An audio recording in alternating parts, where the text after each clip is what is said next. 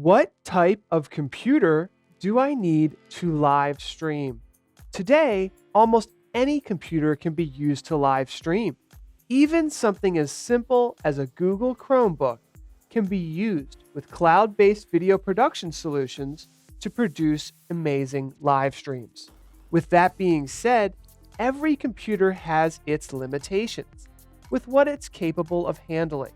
If you are going to use a software like OBS, Wirecast, or vMix on a computer, you should always start by consulting the minimum recommended specifications for the software. For example, Wirecast recommends an i5 Intel computer processor at 2.5 GHz for live streaming in 720p and an i7 computer processor at 3.0 GHz for 1080p streaming. Each of these specifications also require a minimum of 4 GB of RAM and 2 GB of free hard drive space.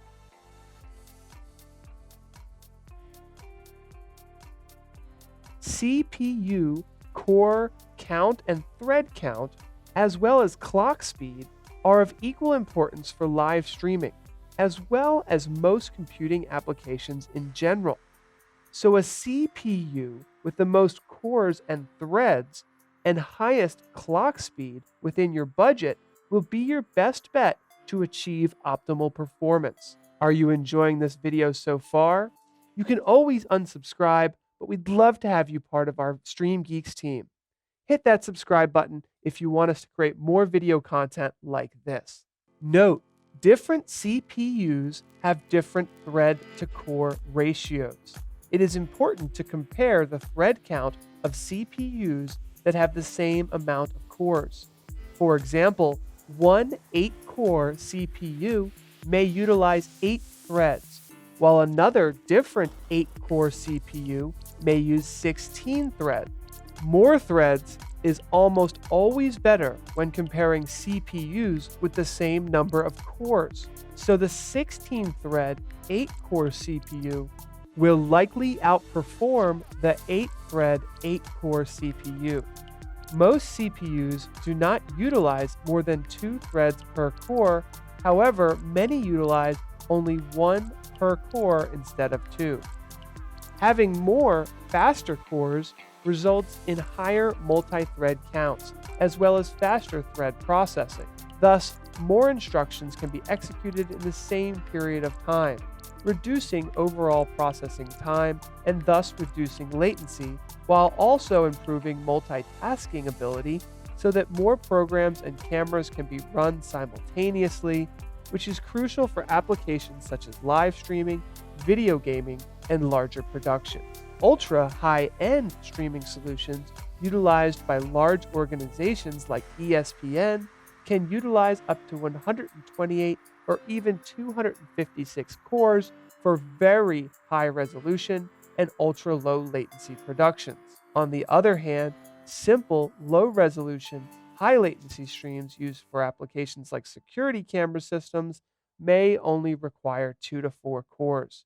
Simply put, the higher the stream quality and complexity, the more cores and clock speed you will need. The 4 to 16 core range of CPUs offers the best for streaming application performance relative to the price for the average live streamer. When your use case falls on this spectrum, it's determined by the amount of multitasking you plan on doing during your live streams, as well as the stream quality you wish to achieve. If you are streaming with only one program open and 1 or 2 cameras at 1080p, 4 to 6 cores is all you need.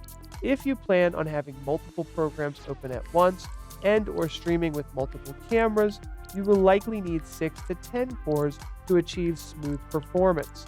10 to 16 cores of CPU are only necessary for semi-professional productions using more than 6 cameras, which are often utilizing CPU-intensive programs simultaneously, such as video editing software or 3D CGI programs.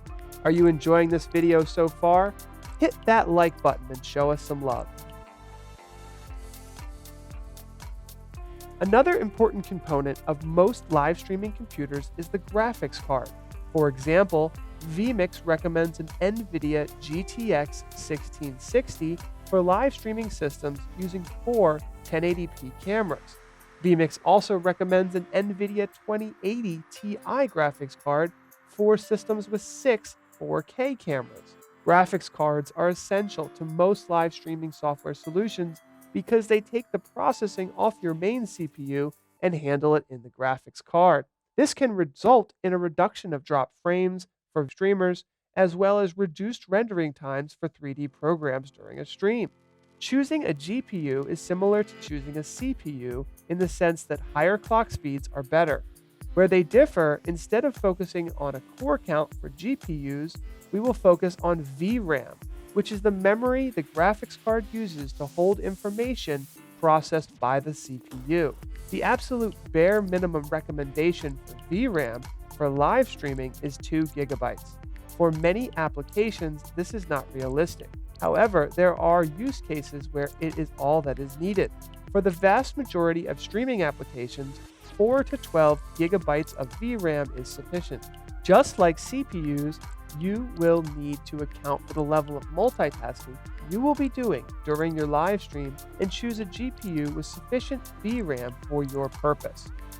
Pro tip: make sure to go into your live streaming software and ensure that you have enabled your software to use your graphics card.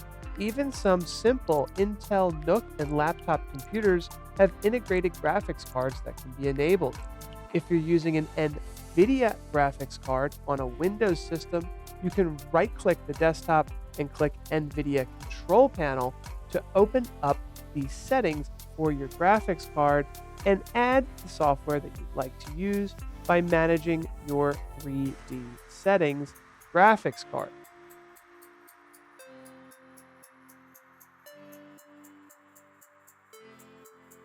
The same logic can be applied to your DRAM, which is the computer system memory, as opposed to the dedicated video memory found in the GPU. Like VRAM, clock speed, and memory quantity are the most important factors for streaming.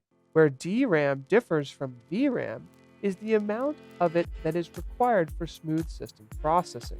The simplest streaming setups using 1 to 4 cameras at 1080p will require 8 to 6 gigabytes of DRAM, while using more cameras at 1080p or multiple 4K cameras will require around 16 to 32 gigabytes of DRAM.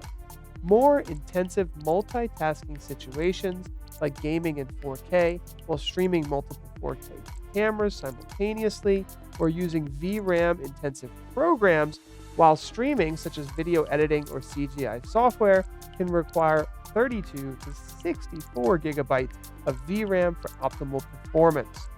Note, all modern computer platforms since 2017 have switched to DDR4 DRAM compatibility only, and most Intel platforms shifted away from DDR3. So if you're looking at an 8th or 9th gen Intel CPU or later, or AMD Ryzen processor, you'll need DDR4 RAM.